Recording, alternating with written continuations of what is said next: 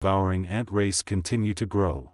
Naturally, the stronger the monster, the slower the rate of replenishment. If the venomous wyvern race hadn't been completely wiped out by Subai back then, they would also reproduce continuously, just like the goblins and swamp murlocs.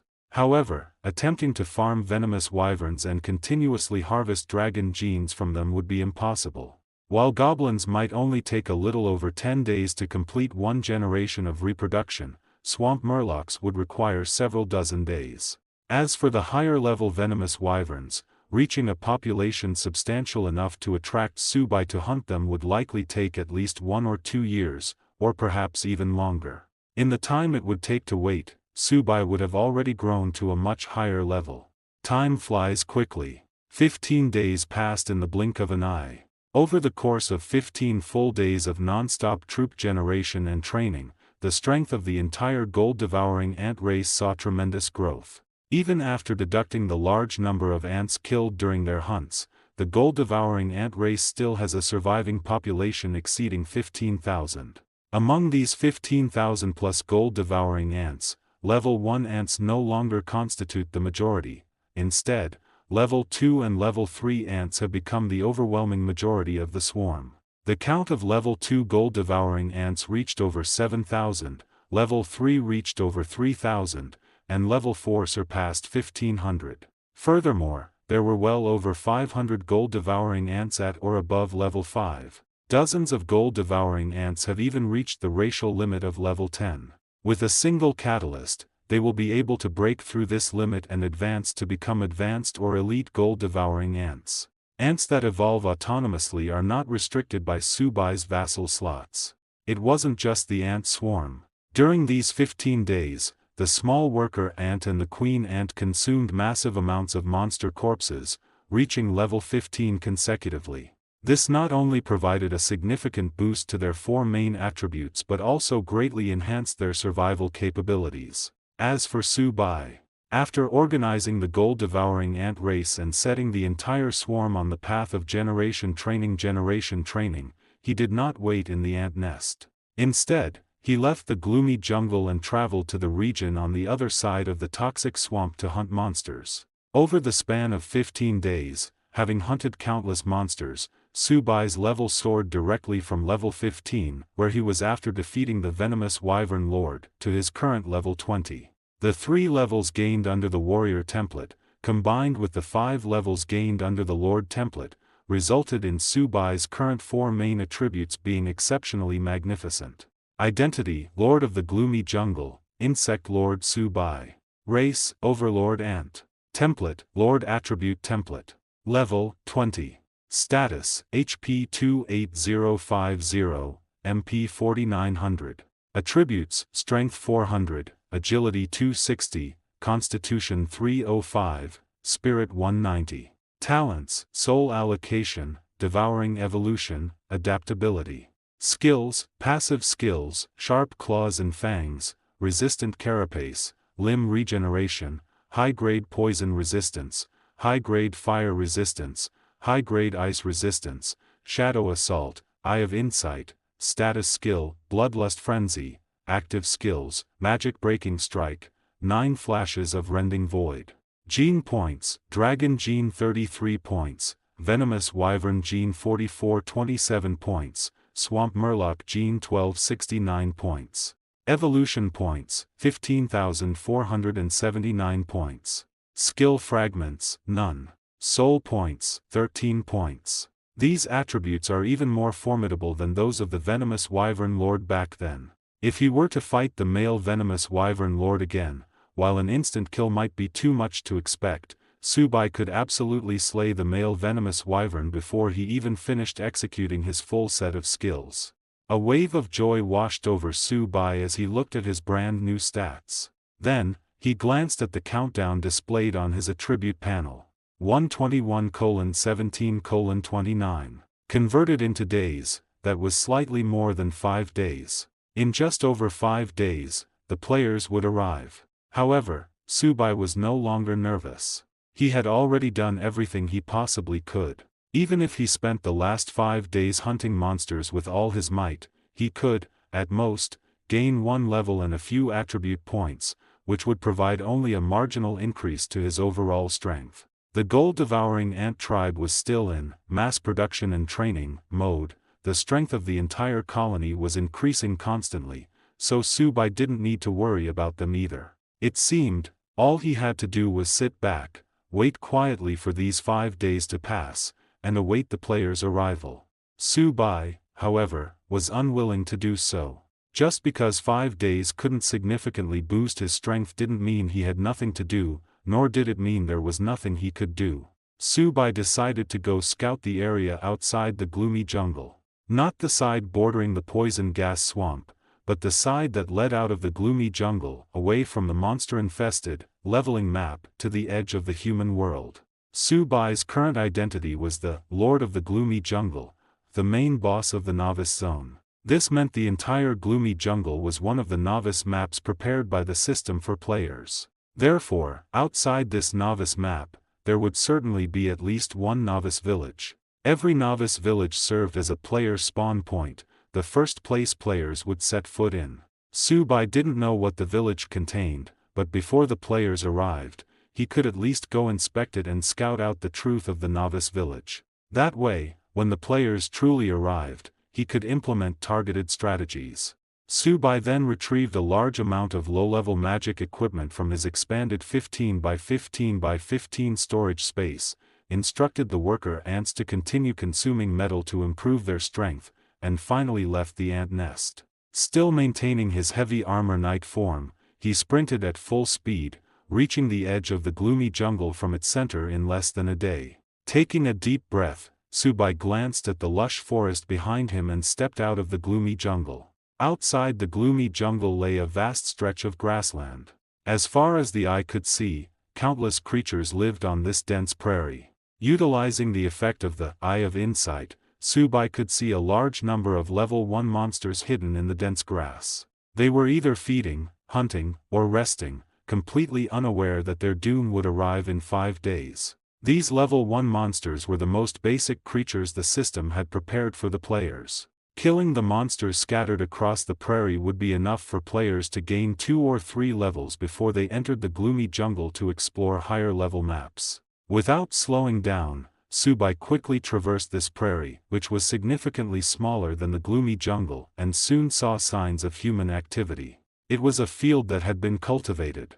The fields were already full of green crops, bearing fruits Subai had never seen in his previous life, because even in a game world, the native inhabitants still needed to eat. Just like the food chain in the gloomy jungle, where low-level monsters ate grass or tiny creatures, and high-level monsters hunted low-level ones. If it weren't for the players, this would simply be a real world. The players were the biggest artificial presence in this world. Looking past the edge of the fields, Subai spotted a village. The village, consisting of only a dozen or so houses, stood at the edge of the fields. A rather narrow dirt road extended from the village into the distance, leading either to other villages or to higher-level cities. This must be the novice village the system prepared for the players. Upon reaching the edge of the fields, Subai slowed his pace, approaching the village at the speed of a normal person, intending to enter and inspect it thoroughly. Just then, clang! A sharp sound suddenly rang out. Subai glanced expressionlessly at his chest. A broken arrow had just fallen from his body and dropped onto the dirt. Only after the arrow struck Subai did a stern voice suddenly ring out. "Who are you? Why are you approaching our village?" Subai looked toward the sound and found a middle-aged man dressed as a hunter hidden behind a large tree several dozen meters to his front right. With a quick glance, Subai easily obtained the hunter's information. Identity, hunter. Race, human. Rank, elite. Level, 25. Status, health 1400, mana 500. Attributes, strength 50, agility 90, stamina 40, spirit 20. Skills, eagle eye, steady shot, rapid fire, trapping. No threat to him. Subai came to this conclusion after just one glance. The arrow the hunter had just fired was clearly aimed at his heart. However, the hunter had underestimated the defensive capabilities of the heavy armor formed by the resistance carapace. The sharp projectile not only failed to harm Su Bai but couldn't even leave a scratch on the heavy plate. I mean no harm. Su Bai's low voice emerged from behind the thick face mask as he watched the hunter, who remained cautiously wary and was already nocking another arrow. Unfortunately, Su Bai's response was yet another sharp arrow.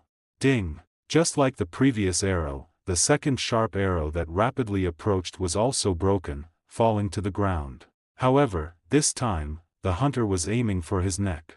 Su Bai remained unfazed by the first attack.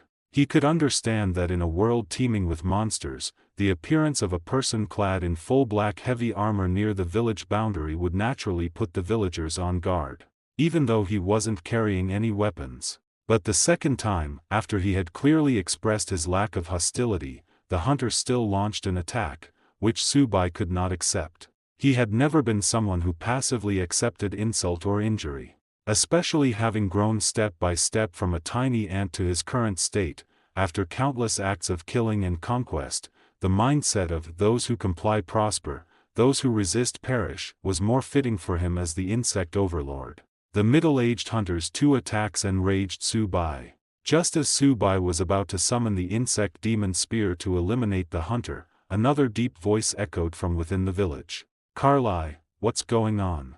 Following that, a burly man, nearly 2 meters tall, carrying a forging hammer and with a two-handed greatsword strapped to his back, walked out of the village. Without needing the middle-aged hunter to explain, the massive man, who was clearly the novice village blacksmith, immediately spotted Su Bai standing quietly there. Then, the blacksmith gripped the hilt of his greatsword defensively. "Our village does not welcome strangers. No matter who you are, you had better go where you belong."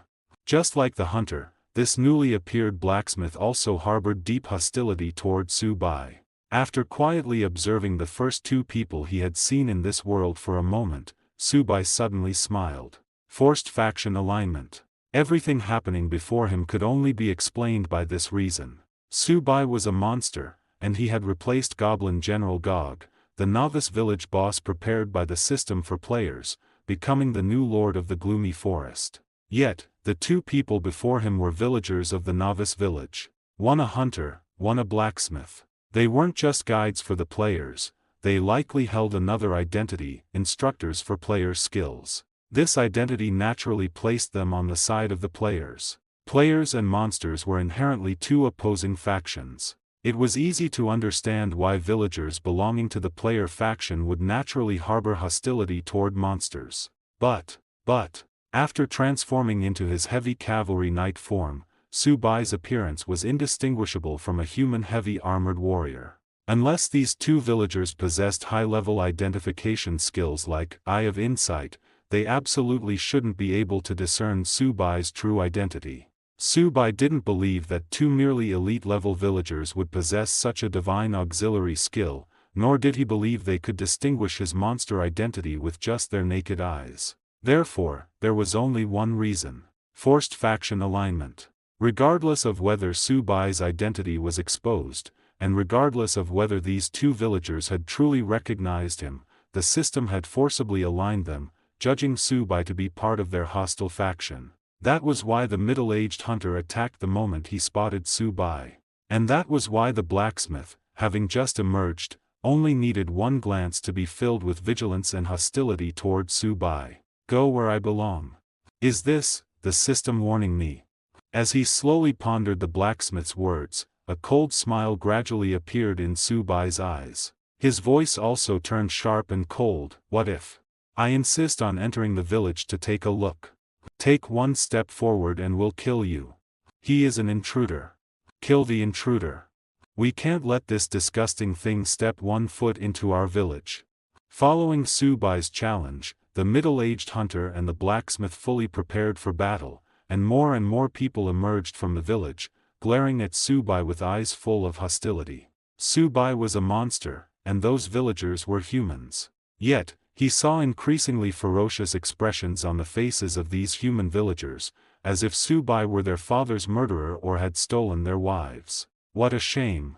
I originally held a sliver of hope that I could enter the human world. Even if I couldn't become human, I could at least walk around and observe.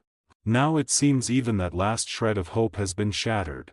Muttering to himself, Subai's gaze swept over the villagers one by one. There were over a dozen villagers, hunters, blacksmiths, tailors, apothecaries, virtually covering every aspect a novice player could interact with. This fully confirmed that the village was entirely the novice village prepared by the system for players. Since I cannot become human, then I should now do what a monster is meant to do. When facing humans, what is the most likely thing a monster would do? One word: kill. Therefore, once he understood that the system had forcibly judged him to be hostile to the human faction, Subai no longer hesitated. The pitch-black insect demon spear appeared in his hand. With a casual toss, a streak of dark light flashed, and the sharp spear had pierced right through the head of the middle-aged hunter. Subsequently, recalling the insect demon spear, Subai instantly flashed into the middle of the group of villagers, and a terrifying dark light exploded outward. 9 flashes of rending void. Pft, pft, pft. A series of dense, dull thuds sounded, like rotten watermelons hitting the ground. Accompanying the burst of dark light, the heads of 9 villagers, who had gathered together, instantly exploded, turning into a shower of bone fragments and flesh. With the sharpness of the insect demon spear, combined with the powerful attack granted by 9 flashes of rending emptiness, even a level 25 monster boss could be instantly killed, let alone a mere 9 elite-level humans. Murderer. The blacksmith and the others are dead. Go find the village chief. It's a monster, indeed. We absolutely cannot let it enter our village. Terrified and chaotic shouts erupted. When Subai truly wielded his butcher's knife and slaughtered the 9 villagers, the villagers who had just been ferociously trying to drive him away could no longer stand their ground. Some gripped their pathetic weapons, wanting to attack Subai but not daring to, while others fled in terror, heading deeper into the village. At this moment, Subai ignored the fleeing villagers. His attribute panel was refreshing with a large amount of text. Ding! You killed Hunter Carly, gaining 1000 experience points and 1 soul point. You killed the innocent Hunter Carly. Your sin value +1. You have a small chance of attracting powerful adventurers to hunt you down. Ding! You killed Blacksmith Brinman. You gained 1000 experience points. You killed the innocent Blacksmith Brinman. Your sin value +1. You have a small chance of attracting powerful adventurers to hunt you down. Ding! You killed Alchemist Fix. You gained 1000 experience points. You killed the innocent Alchemist Fix. Looking at the string of messages on his attribute panel, Subai couldn't help but sneer. Innocent? Who is innocent? Just because his identity is that of a monster, is he destined to be hunted by players and eventually become experience for their leveling? Just because he is a novice village boss, is he destined to be forcibly assigned to an enemy faction, and even if he has never killed a single human, he will still be inexplicably attacked by a middle-aged hunter? Innocent Carly, innocent Brinman, innocent Fix. He, who was inexplicably reborn as a monster, was the most innocent of all. The frustration of several months since his rebirth surged in his heart. Subai took a step, appearing behind a villager who had just run a short distance, and the sharp blade of the insect demon spear directly cut him in half at the waist. The mournful scream gradually faded. Subai, covered in blood and holding the insect demon spear, walked step by step towards the center of the novice village. Whether it was the inexplicable hostility of these villagers before, or the sin value now appearing on his attribute panel, it was all just a warning from the system to him.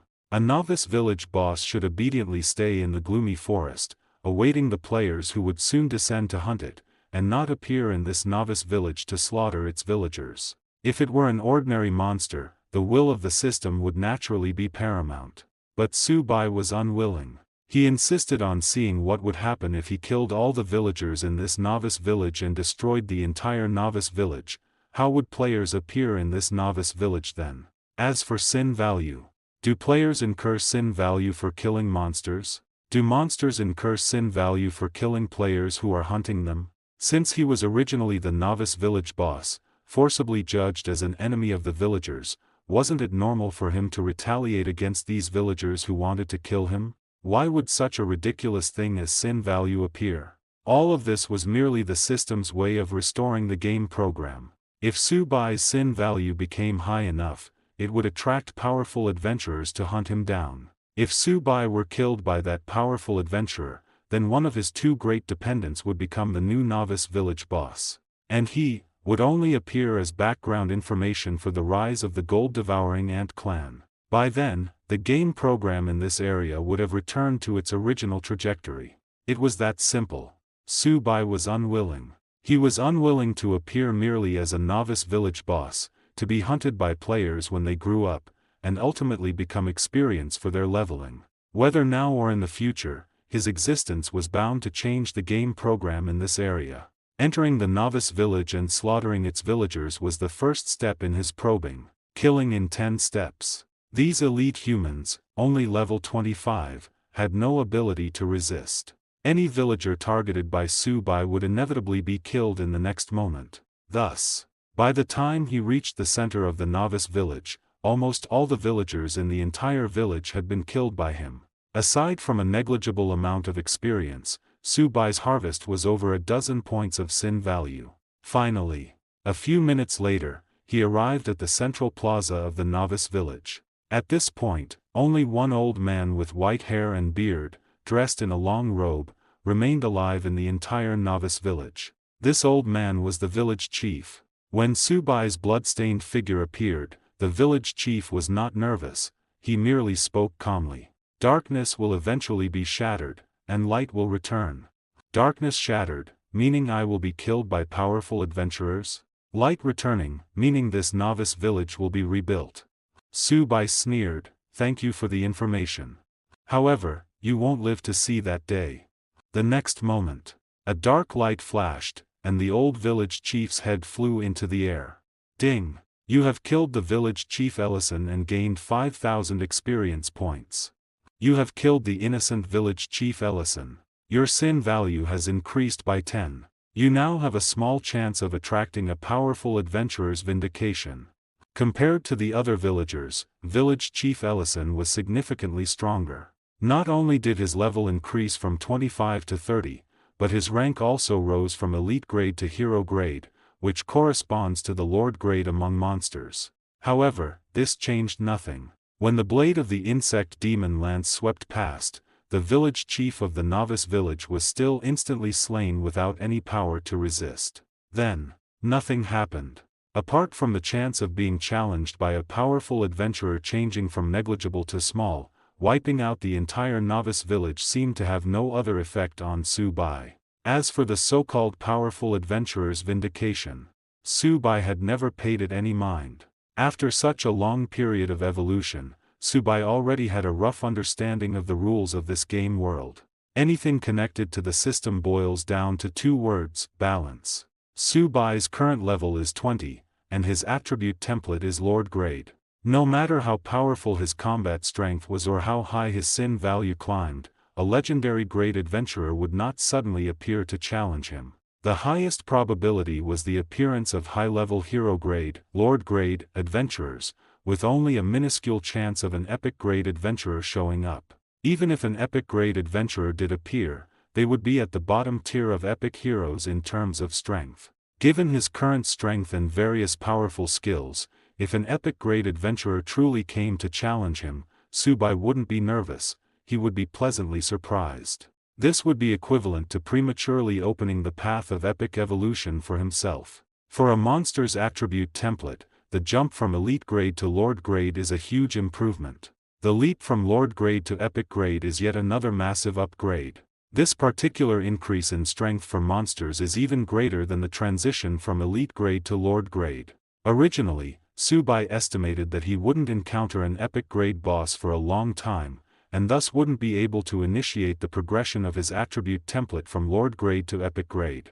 If an epic hero truly came to challenge him, it would instead be a great opportunity for Su Bai. Therefore, when the probability of him being challenged increased from negligible to small, Su Bai wasn't nervous, he was rather expectant. However, truly, nothing has happened. Could my guess be wrong? After checking again and confirming that none of the novice village residents had survived, Subai returned to the central square. His gaze turned toward the stone monument in the central square. Village Heart Monument determines the ownership of the village or town. When the Eye of Insight gathered this information from the monument, Subai suddenly understood. He placed his hand on the monument, and a new prompt sounded in his mind. You have touched White Fruit Village's Village Heart Monument. The number of surviving residents in White Fruit Village is 0. You have occupied White Fruit Village. You may choose the following operation for White Fruit Village. Occupy or destroy. As expected, my guess was correct. When this information appeared in his mind, Subai's spirits lifted. Without hesitation, he chose to destroy it. If Subai were a player, he would definitely choose to occupy the village when faced with these two options. Occupying White Fruit Village would mean becoming its chief and establishing himself as a local lord. If he managed it well, White Fruit Village might one day become White Fruit Town or even White Fruit City. But Subai was a monster, the boss of the novice village. What benefit would occupying White Fruit Village bring him? Use it as another lair? The only thing he truly needed was to destroy White Fruit Village and buy more time for himself and the gold-devouring ant clan. After Subai made his decision, a new message appeared in his mind. Ding! You have chosen to destroy White Fruit Village. Unforeseen events will occur upon the destruction of White Fruit Village. Do you wish to continue? Unforeseen events. It seems the system values novice villages more highly than I anticipated. With a slight smile, Subai chose to confirm. Then, the several-meter-high Village Heart Monument instantly exploded. White Fruit Village, as a novice village, rapidly fell into ruin under the influence of a mysterious power. If the corpse of the old village chief on the ground hadn't still been fresh, with the spilled blood not yet dry, Subai might have doubted if this was the same novice village he had just massacred. As for the unforeseen events, the moment Subai chose to destroy White Fruit Village, a furious roar filled with endless rage sounded from afar. Stop! You demon! Immediately afterward, a streak of crimson light, like a falling meteor, instantly pierced through hundreds of meters of space and exploded upon Subai. Boom! In a violent explosion, large flashes of fire erupted. The rising flames directly engulfed Subai. After a long while, the smoke and dust dissipated, and Subai's figure reappeared from the location of the City Heart Monument. At this moment, Subai looked somewhat disheveled. He staggered back a few steps, leaving several deep footprints on the flagstone-paved square. His black heavy armor bore more charred marks, as if it had been intensely burned by fierce flames for a long time. Only after enduring this blow head-on did Subai see the attacking figure. It was a knight. A griffin knight, riding a massive griffin beast with a wingspan several meters wide and 7 to 8 meters long, clad in silver light armor, and wielding a silver-white knight spear. As Subai's gaze swept over, information about the griffin knight and the griffin beast beneath him also appeared. Title: Crimson Meteor. Identity: Griffin Knight, Frank. Race: Human. Tier: Epic Hero. Level: 42. Status: Health 6500, Mana 1200. Attributes: Strength 190, Agility 230, Constitution 130, Spirit 70. Skills: Man-Mount Unity, Meteor Fall, Armor Piercing Strike, Charge, Morning Glory Knight Skill. Identity: Griffin Lord. Race: Griffin Clan. Template: Lord Attribute Template. Level: 38. Status: Health 18300, Mana 900. Attributes: Strength 230, Agility 280, Constitution 240, Spirit 25. Skills: Dive Attack, Bite, Man-Mount Unity, Griffin Guard. Subai merely glanced at the Griffin Lord acting as a mount and paid it no further attention.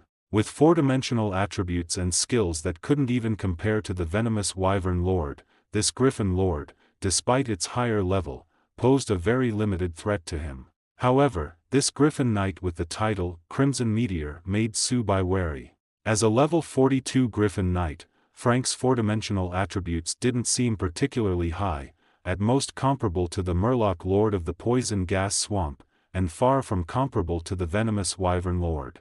Even less comparable to Subai's current attributes. However, whether it was the Swamp Murloc Lord, the venomous Wyvern Lord, or Su Bai, their identities were all monsters. Four-dimensional attributes and attribute templates were their foundation. For players, humans, and other races, this was not the case. While attributes were important, various skills developed to their peak and magnificent equipment were the main reasons for their strength. If Su Bai were to measure players and other humanoid races in the same way he measured monsters, he might very well suffer an unexpected defeat.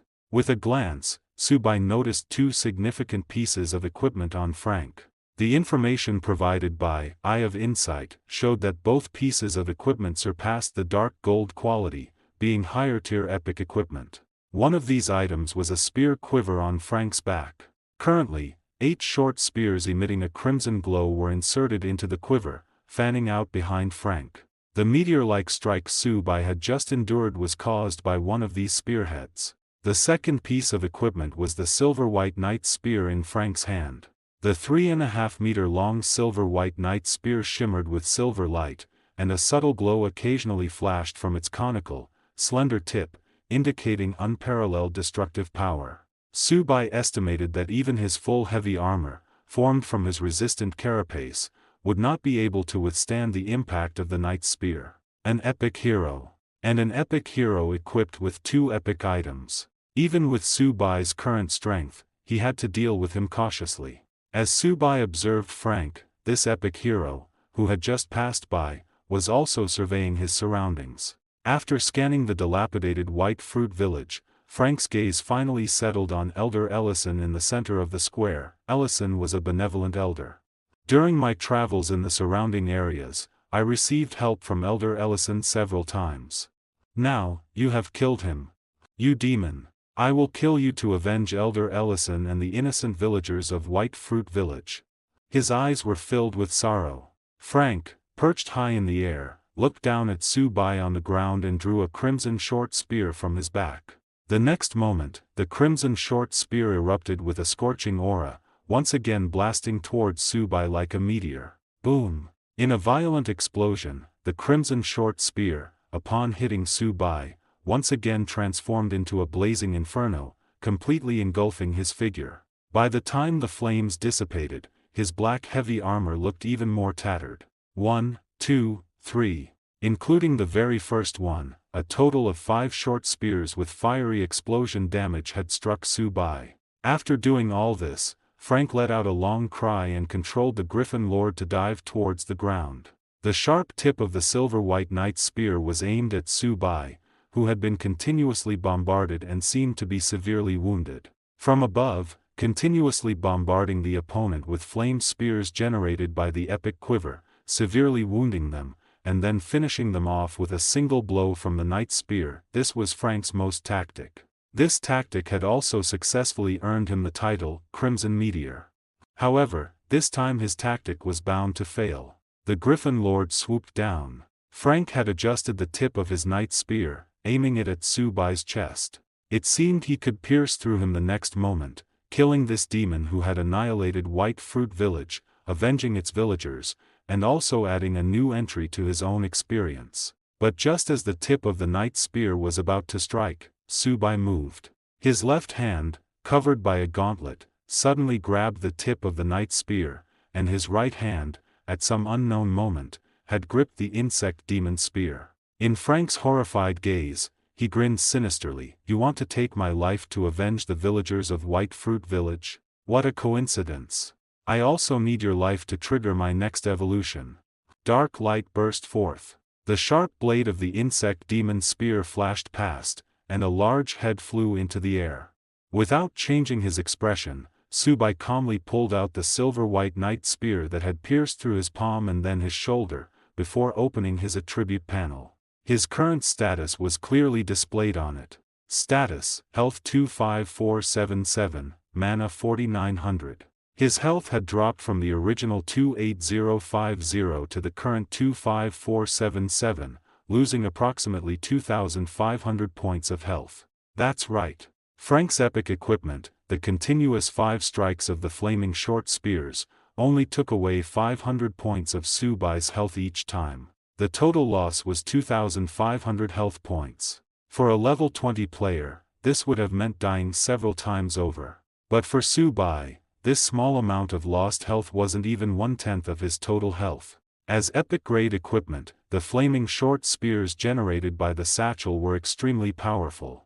If they had hit other monsters, each strike would likely have taken away thousands of health points. But Su Bai was different. The two passive skills, Resistant Carapace, and High-Grade Fire Resistance, directly weakened the attack power of the flaming short spears to the extreme. Su Bai's seemingly battered appearance and his heavy armor, which looked like it was about to melt, were all a facade intended to lure Frank into close combat.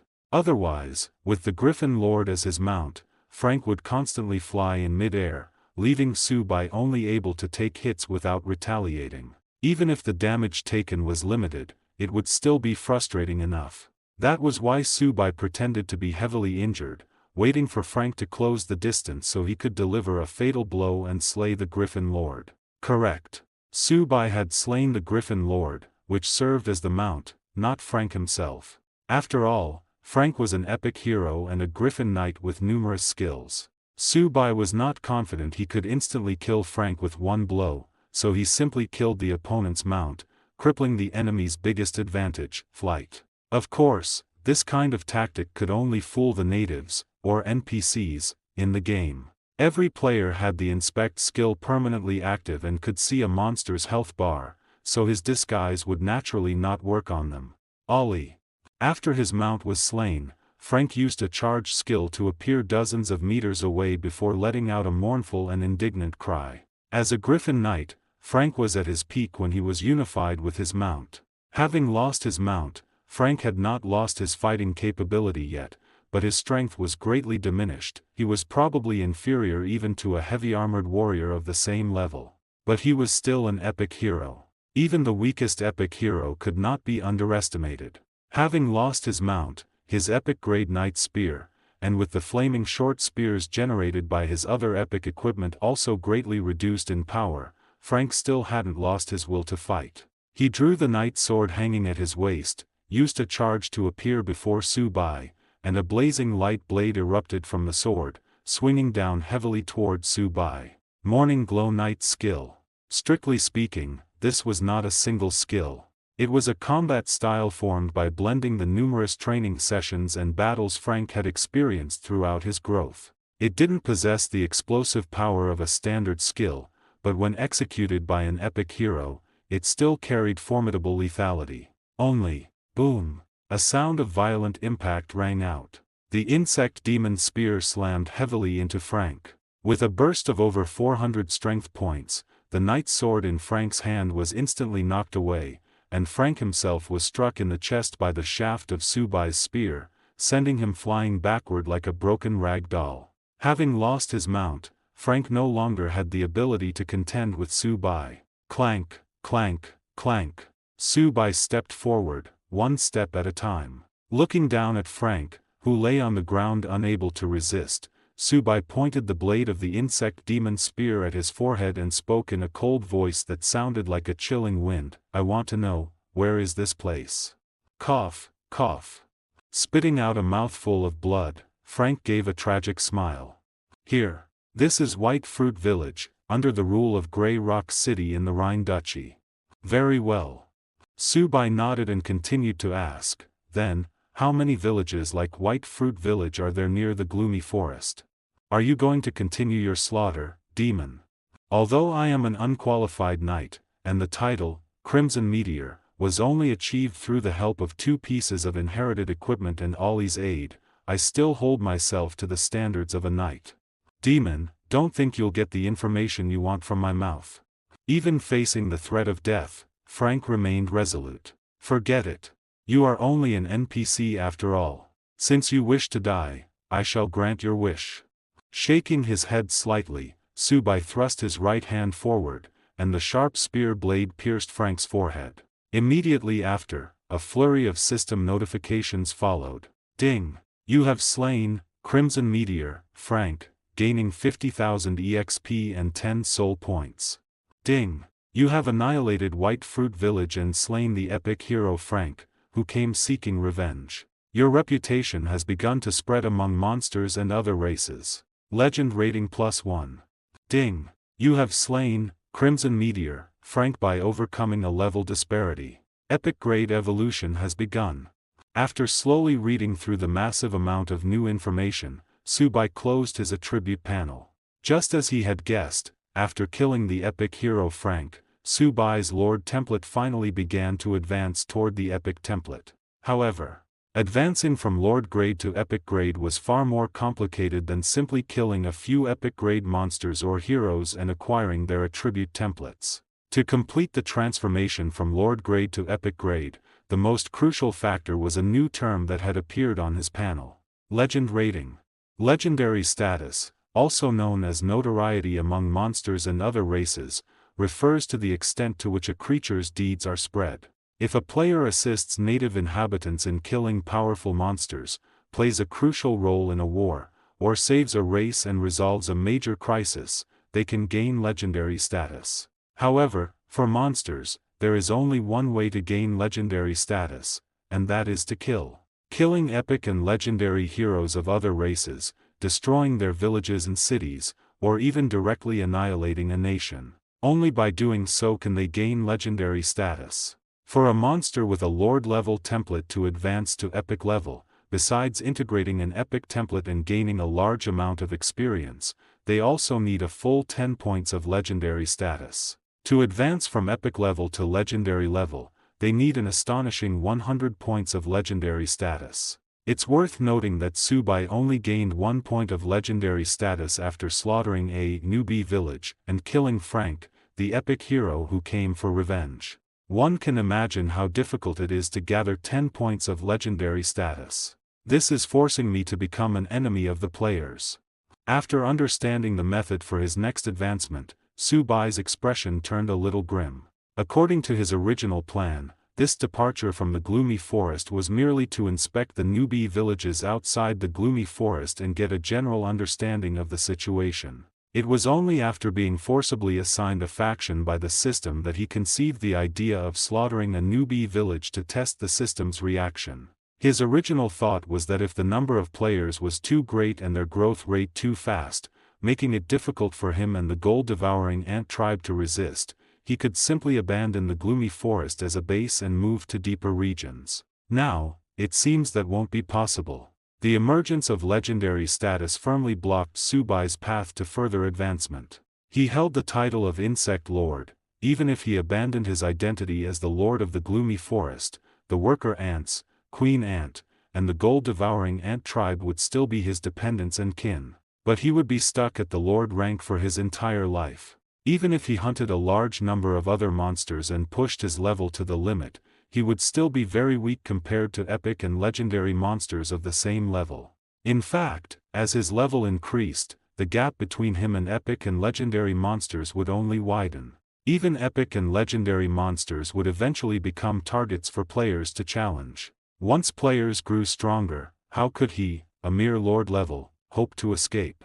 Therefore, the appearance of legendary status directly crushed his idea of avoiding players and developing stealthily. Unless born with an epic or legendary template, every Lord-level monster needs legendary status to advance to epic. Most monster lords have simple minds, but some possess intelligence no less than humans. So, if they want to advance, they can only hunt heroes of other races like me, or simply attack the cities of other races. Could it be that this is the origin of monster sieges in this game world? When he thought of this, Subai was even more exasperated. Monster sieges have always been one of the biggest highlights in games, and Subai wasn't surprised to see them in this realistic game world. But he never imagined that the reason for monster sieges would be this. Lord-level monsters need legendary status to advance to epic, and epic-level monsters need legendary status to advance to legendary. Epic and legendary heroes of various races wouldn't stay in one fixed location, and these aspiring Lord monsters couldn't possibly go around searching for epic and legendary heroes of all races to hunt. Thus, the best way to obtain legendary status is through monster sieges. Similarly, monster sieges also provide players with a way to gain legendary status. As long as they kill the attacking monster lords and defend the attacked cities, they will naturally gain a certain amount of legendary status. interlocking, as expected of a realistic game world. Unfortunately, I am a monster. Letting out a long breath, Subai fiercely plunged his insect demon spear into the Griffin Lord's corpse. Ding! You have devoured the Griffin Lord's flesh and blood, gaining 10,000 experience points, 500 Griffin genes, and 500 evolution points. Listening to the system prompt in his mind, a ruthless glint flashed in Subai's eyes. Casually tossing Frank's corpse and the equipment he dropped into his storage space, Subai rushed back into the gloomy forest without looking back. The nearest newbie village to the gloomy forest had already been slaughtered, and it was time for him to use these last few days to prepare. Since the system offered no way out, he would carve one out through killing. Since the system forced him to be an enemy of the players, he would turn the world upside down with slaughter. Players? Immortal and undying? Subai wanted to see whether the players' growth rate was faster, or his and the gold-devouring ant tribe's growth rate. He wanted to see what a group of players who couldn't even grow up could use to threaten him, to crusade against him. Baigua Village, this newbie village where no players had yet arrived, was just the beginning. He was going to carve out a clear, bright sky through slaughter. Returning at top speed, Subai was back at the ant nest in the center of the gloomy jungle in less than a day. At this point, there were still 3.5 days until the players would descend. During the day and a half Subai spent traveling to The Novice Village, the gold-devouring ant tribe had grown slightly. Although the growth wasn't significant, they were steadily becoming stronger. Upon entering the ant nest, Subai summoned the little worker ant and the ant queen, directly tossing Frank's corpse to them for consumption. An epic hero's corpse was useless to Subai, but for the little worker ant and the ant queen, who were still at the warrior rank, it was an undeniable great tonic. After devouring this epic grade corpse, although the little worker ant and the ant queen's levels didn't increase, their respective potentials greatly improved. Following that, Subai began to deploy his troops. All 4,000 plus level 1 gold-devouring ants were left behind. Out of 7,500 level 2 gold-devouring ants, 3,000 were taken. Out of 3,500 level 3 gold-devouring ants, 2,000 were taken. Out of 1,500 level 4 gold-devouring ants, 1,000 were taken. All 500 plus level 5 gold-devouring ants were taken. All 60 plus gold-devouring ants that had reached the maximum level 10 were taken. Out of the entire gold-devouring ant tribe's 17,000 plus ants, Subai selected 6,600. From a strength perspective, these 6,600 plus gold-devouring ants accounted for more than half of the entire gold-devouring ant tribe's combat power. Deploying troops. Yes, Subai was deploying troops. If not for fear of affecting the future development of the gold-devouring ant tribe, Subai would have taken all the gold-devouring ants with him. He wasn't planning to escape with these gold-devouring ants to a higher-level monster map. Instead, he was preparing to launch a proactive attack. A confrontation with the players was already unavoidable. As long as he wanted to improve his attribute panel, he was bound to clash with the players. Since he would have to face the players sooner or later, why not take the initiative, crush them before they grew strong, instead of waiting for them to develop and then passively await death? Even if, for the players, this was just a game and they couldn't suffer real harm, it didn't mean Subai had no way of dealing with them. If a player entered the game, didn't spawn in a novice village, had no novice guides around, and was surrounded by monsters they couldn't possibly defeat, how would they play this game? Even the most masochistic players, after dying countless times without making any progress, would probably obediently quit the game. Indeed, Subai had no way of affecting players in the real world, but he could prevent players from growing stronger. Any player who appeared near the gloomy jungle would be forced by Subai to endlessly respawn at their resurrection point. After gathering the 6,600 plus gold-devouring ants, Subai didn't stop. Still leaving the little worker ant and the ant queen in the gloomy jungle nest to continue expanding the ant tribe's strength, Subai took the 6,600 gold-devouring ants he had selected and rushed towards the outer reaches of the gloomy jungle at top speed. With 3.5 days, every second counted.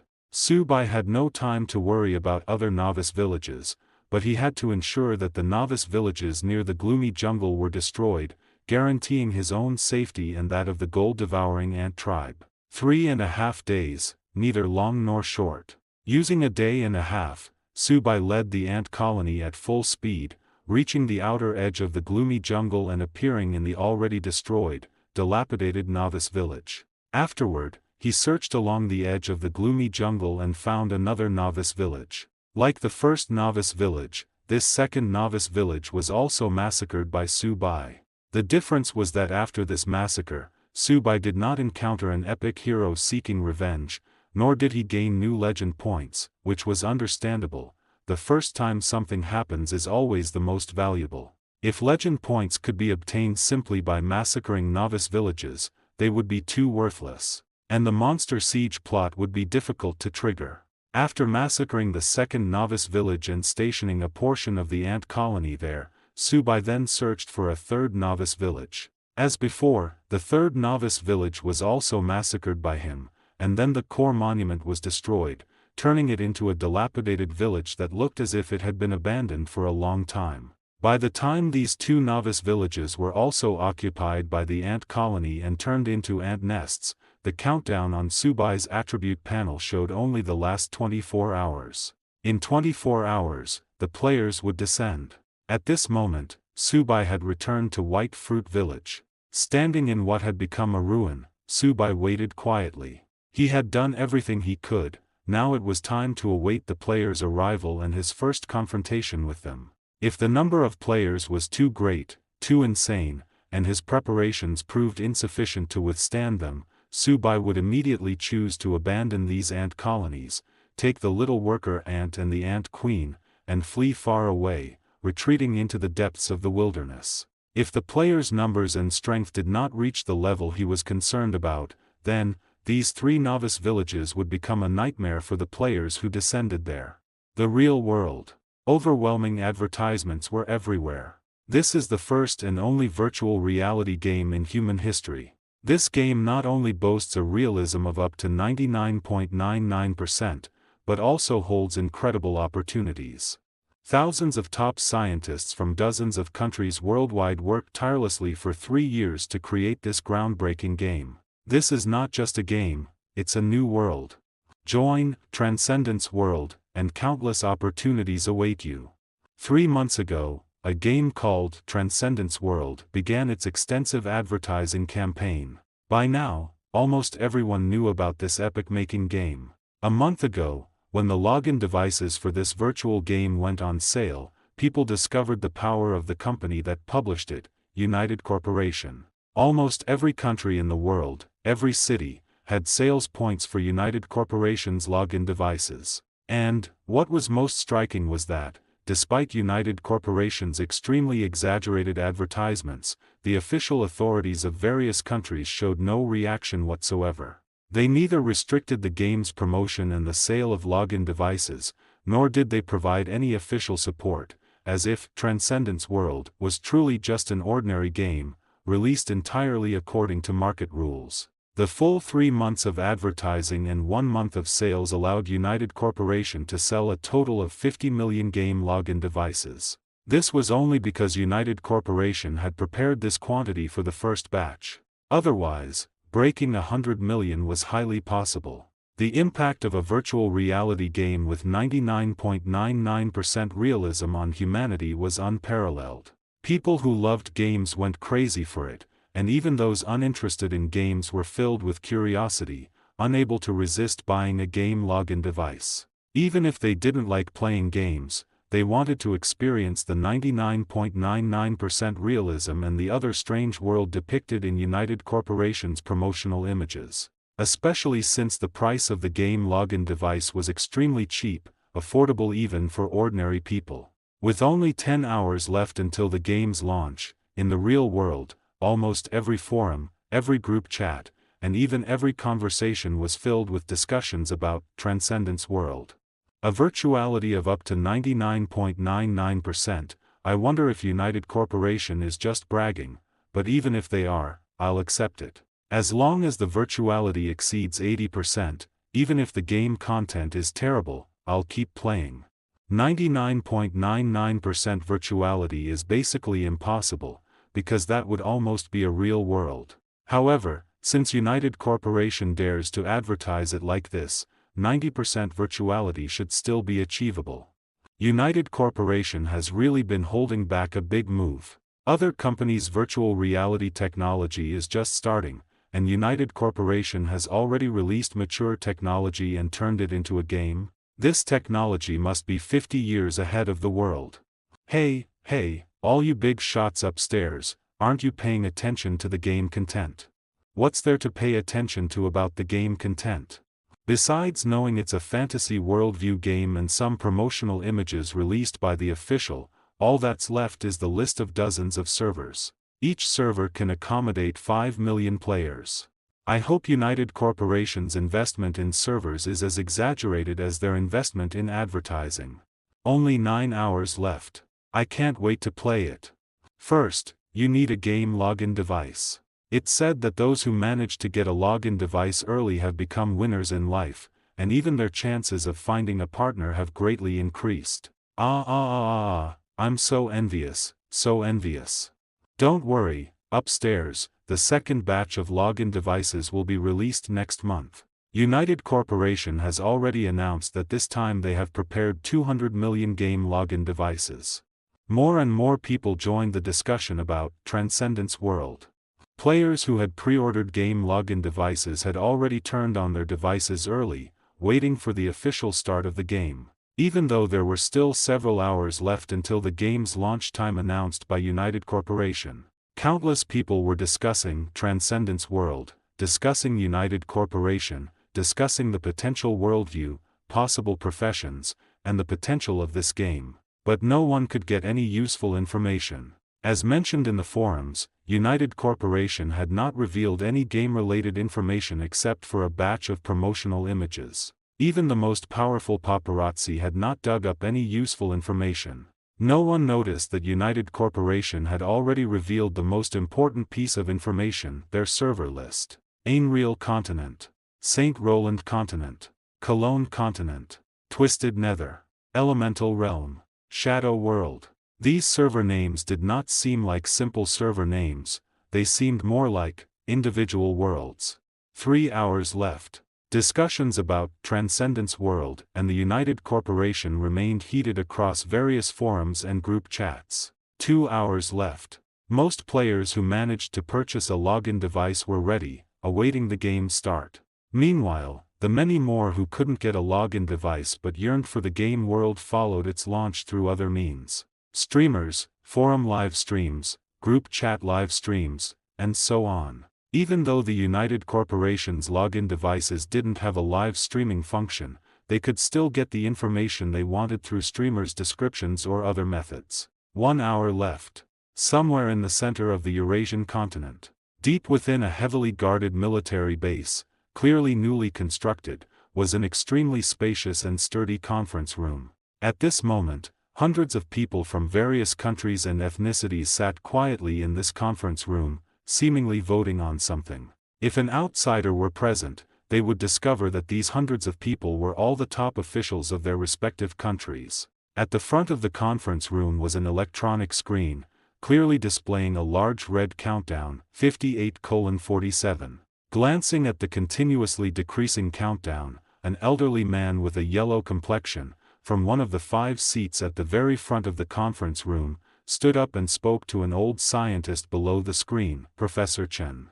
Although it has been confirmed many times, I still want to confirm one last time. Can your team guarantee that our citizens will be absolutely safe after entering the game? As the old man asked, the entire conference room immediately fell silent. I can confirm. The white-haired old scientist nodded heavily and said, our team conducted a total of 1927 tests, meticulously examining every detail, and finally reached this conclusion: entering Transcendental World with a login device will present a game to our citizens, and they will not be in any danger. After the old scientist confirmed again, the old man nodded slightly. He glanced at the other 4 seats, then said, then, let's begin the 108th vote. Should we open Transcendental World and develop it through full public participation? As he spoke these words, the old man's heart bled. The foundation of Transcendental's world was a peculiar crystal, a crystal hidden deep within a meteorite, flying from beyond the dark cosmos. This crystal ultimately fell onto their land. If not for the immense commotion caused by the meteorite's fall, if not for their failure to discover the crystal hidden within the meteorite immediately, if not for their insufficient technological level to analyze the crystal, that crystal would still be exclusively theirs.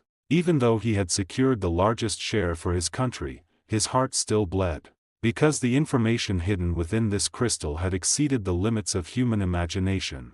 The countdown on the large screen grew smaller and smaller, and when only 10 minutes remained, the vote concluded. The 108th vote once again unanimously passed the resolution for the full public development of Transcendental's world. Subsequently, the top officials of the 5 major nations stood up simultaneously. When the countdown finally reached 0, the top officials of the 5 major nations simultaneously placed their hands on a red button and pressed it firmly. Game world. Subai was still waiting. He didn't know the truth of the game world, nor what the real world was like, whether it was the world he lived in his previous life, nor the secrets hidden within that crystal. He only knew that the countdown was almost over, and players were about to descend. 10, 9, 8, 7, 6, 5, 4, 3, 2, 1, 0. When the countdown on his attribute panel finally reached 0, an anomaly suddenly occurred. Subai remained standing in the plaza, but his body was frozen, unable to move even an inch. No, not just his body. Subai's eyes could still see things, could see a fallen leaf suspended in midair, could see a few specks of dust no longer drifting, but he could only maintain this single field of vision. Not only that. Animals, plants, breezes, mountains, trees, everything was frozen. Subai even suspected that time itself was frozen. The only thing not frozen was his mind. The moment after time and space froze, an ethereal voice echoed in his mind. Countdown ended. External reception device detected. Space-time array activated. Soul stripping array activated. Soul protection array activated. Connecting space-time lines. Connection successful. Reception beginning. After a series of notifications, this voice, more ethereal and indifferent than the usual system prompts, gradually faded, and the frozen time and space returned to normal.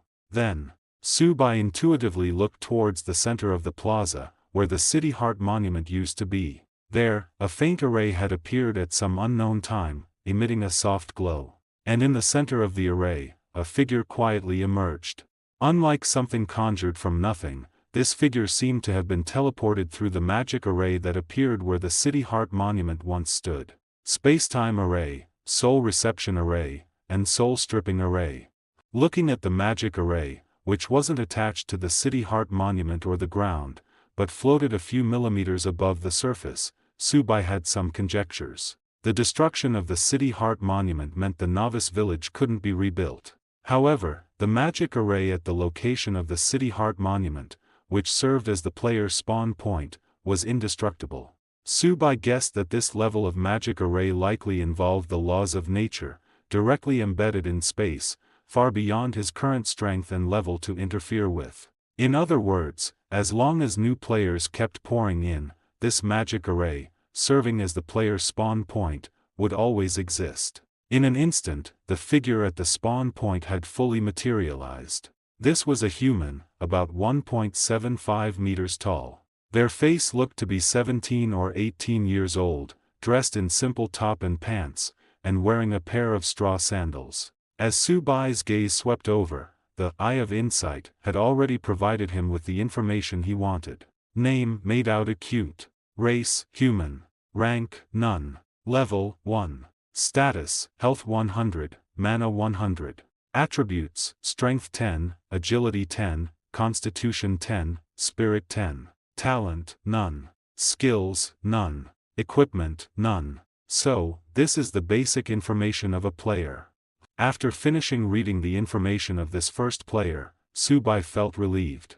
Aside from being a player, made out acute, attributes were no different from ordinary humans in this world. the system hadn't given any extra preferential treatment or bonuses. With such attributes, no matter how many novice players appeared at the spawn point, the gold-devouring ant Subai brought would be enough to firmly control these 3 spawn points near the Gloom Jungle. While Subai was observing the player, Made Out Acute finally woke up from his arrival. Glancing at the empty surroundings, this newly arrived player was filled with ecstasy. Haha, I'm the first one to enter the game. It's a pity this game isn't like those flashy ones before. Being the first to enter didn't give any rewards. I'm not asking for a divine artifact or a super divine hidden profession, even an infinite capacity space ring would be fine. Holy crap. As expected of 99.99% realism, besides having an attribute panel, this is practically a second world, isn't it? I wonder how the joint company managed to make such a game. After a series of complaints, Made Out Acute, still with a look of surprise on his face, saw Subai standing not far away and immediately ran towards him. Sir Knight, I am an adventurer who just arrived in this village. Do you have any quests you need help with? With full black heavy armor covering even his face, coupled with the 2-meter-long insect demon spear in Subai's hand, Made Out Acute saw him as a heavily armored knight. Plus, his birth location. A dilapidated village that clearly hadn't been inhabited for decades. And with only Subai, a humanoid creature, standing in the center of the square nearby, based on his past gaming experience, Made Out Acute naturally assumed Subai was the novice guide for this game. Quest. A smile appeared in Subai's eyes. If letting you die counts as a quest, then yes, there is one. Made Out Acute had a confused look on his face. Before he could understand what Subai meant, the cold, gleaming blade of the insect demon spear pierced through his forehead. Holy crap, what does this mean? Before Made Out Acute could complain, his corpse fell to the ground and slowly disappeared into light. Ding! You have killed player, Made Out Acute, gaining 1 experience point and 10 evolution points. As Made Out Acute fell, a clear system notification sounded in Subai's mind. When he clearly saw the content of the system notification on his attribute panel, Subai was also filled with joy. Just a newly spawned, lowest tier level 1 player provided him with 1 experience point and 10 evolution points. If every player was like this, players would instead replace monsters, becoming a new resource in his path to power. One must know that with Subai's current level, template, and strength, killing monsters below level 20 no longer yielded any experience or evolution points, and devouring their corpses only provided extremely limited gene points. To continue growing, he needed to delve into areas with higher level monsters. And for a Lord tier template to advance to an epic template, he needed to confront players, attack human cities, and create what humans called disasters. These 2 growth methods were undoubtedly contradictory. The appearance of players, however, showed Subai another possibility. A lowest tier level 1 player could provide him with 10 evolution points, so what about level 10? Level 20? While 10 evolution points from 1 player might be insignificant, what about 100 players, 1,000 players, or even 10,000 players? It should be noted that Subai's next evolution, his 6th evolution, required 100,000 evolution points. According to this calculation, he would only need to kill over 8,000 more players to begin his 6th evolution. In an instant, Subai's eyes lit up. Aside from monster sieges and acquiring enough legend points to advance to an epic template, he now had another reason to be an enemy of players. Made Out Acute was just the beginning. As Made Out Acute fell and disappeared into light, more figures emerged from the spawn point. These figures varied in height, size, and gender, and their appearances were all strange and varied.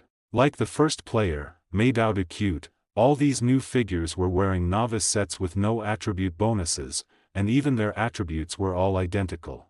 Holy crap, this is the game world. Such a realistic game. No wonder the joint company dares to call this game humanity's second world.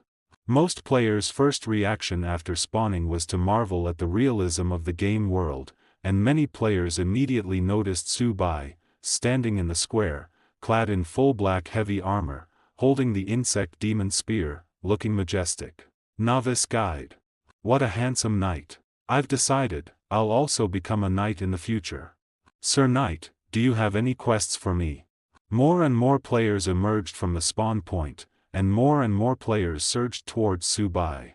Just as the second player was about to arrive, Su Bai raised the insect demon spear high. Then, he brought it down with a fierce chop. Chapter 59. Dark light flashed, blood splattered.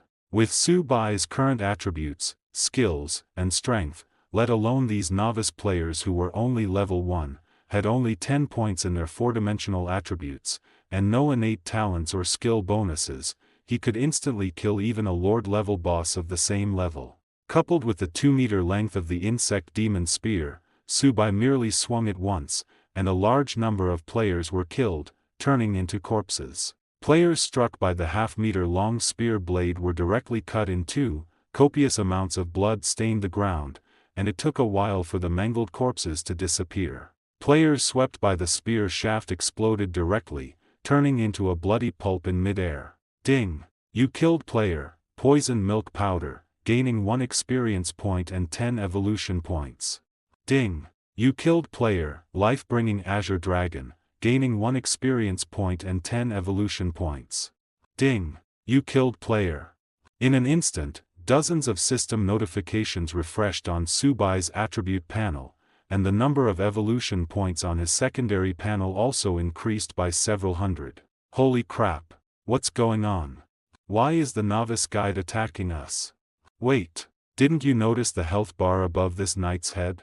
That's clearly a health bar that only appears for hostile factions or monsters. Lord of the Gloomy Forest. This knight shouldn't be a novice guide, right? The novice village square, serving as the spawn point, instantly fell silent.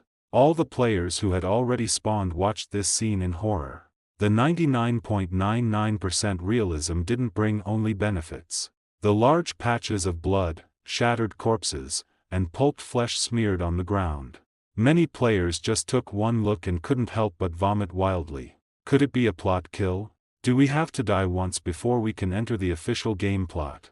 A player's body trembled slightly as he forced himself to suppress his fear and voiced his guess. It's very possible. Another player, his face full of fear, also nodded in agreement. Thump, thump, thump. After instantly killing the players around him, Su Bai stepped forward, moving towards the ever-increasing number of players at the spawn point. Splat. A soft sound. A stone was thrown at Su Bai, bouncing off lightly. Attackable state. This knight really is from a hostile faction. Among the players, a very rugged-looking player murmured, either it's a plot kill, or this knight is an Easter egg prepared by The for players. Maybe, after killing this knight, we'll get a ton of rewards. As the rugged player explained, the other players also suddenly understood. Immediately, some players' eyes grew fervent. What are the biggest thrills in a game? Fighting monsters, leveling up, defeating bosses, and getting drops. Su Bai's appearance, however, encompassed all four. For a time, the desire to defeat a boss and get drops replaced the horror, becoming the prevailing sentiment among these newly spawned players. You say players have just spawned, with no levels and no strength.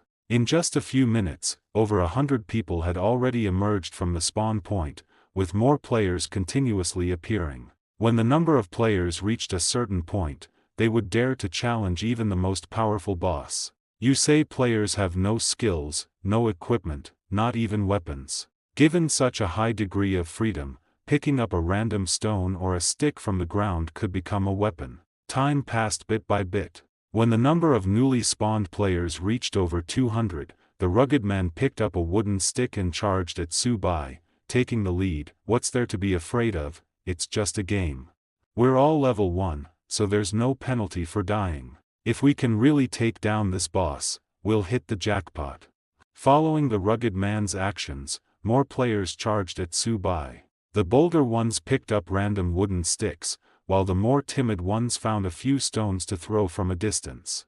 This group of novice players in Baigua village began their arduous journey of challenging the boss. But, whoosh!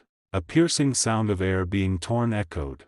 Every swing of the insect demon spear swept away large numbers of players, turning them into a ground littered with severed limbs and corpses. In just a few seconds, Subai had wiped out more than half of the over 200 novice players who had gathered, earning him over 1,000 evolution points. The rugged man who had initially incited the players to attack Subai was instantly cut in half at the waist the moment he approached Subai, becoming part of the mangled corpses on the ground. Once, twice, thrice.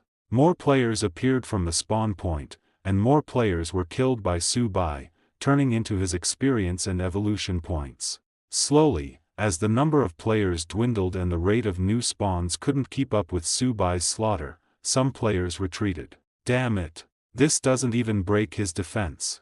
After fighting for a long time, Subai's health remained full. Transcendent World was different from previous games. In previous games, no matter how great the strength gap between players and monsters, hitting a monster would always result in 1 point of force damage. As long as there were enough players, even the most powerful boss could be overwhelmed by a human wave tactic. This was also why the level 1 rugged man dared to incite the players and launch an attack on Subai. But here, it was different. If you could break the defense, you could deal damage. If you couldn't, even with a massive number of players, it would be impossible to inflict even 1 point of damage on Subai. This was also the most important reason why Subai dared to solo farm players. With the resistance carapace infused with high-level physical resistance, let alone these level 1 novice players who lacked attributes, equipment, and skills, even level 10 or 20 players, without good equipment and skills, might not be able to break through Subai's physical defense. Damn it, I'm not fighting anymore. A player who had been persistently standing in the distance, throwing stones at Subai, saw the number of players dwindling. He immediately dropped the stones in his hand and retreated towards the edge of the village. He carefully observed and found that all the players currently attacking Subai were new faces. The first batch of attacking players, including the rugged man who initiated the charge, had not reappeared. Players didn't respawn immediately after death. Indeed, as level 1 novice players, they wouldn't lose levels, experience, or equipment upon death, but time was also a form of wealth. Perhaps while they were trying to defeat this unbeatable boss here, some players had already left the novice village and begun adventuring in the game world, improving their experience and levels. Once the first player fled, a second would follow. Soon, apart from a small number of players still deluded by the fervor of defeating a boss for drops, most players began to flee the novice village. However, before they could even leave the novice village, they obediently retreated. Outside the novice village, the gold-devouring ant clan, which Subai had placed there, had moved. 3,300 gold-devouring ants, like a black army, slowly approached under the leadership of over 20 gold-devouring ants that had reached level 10, gradually tightening their encirclement around the entire novice village.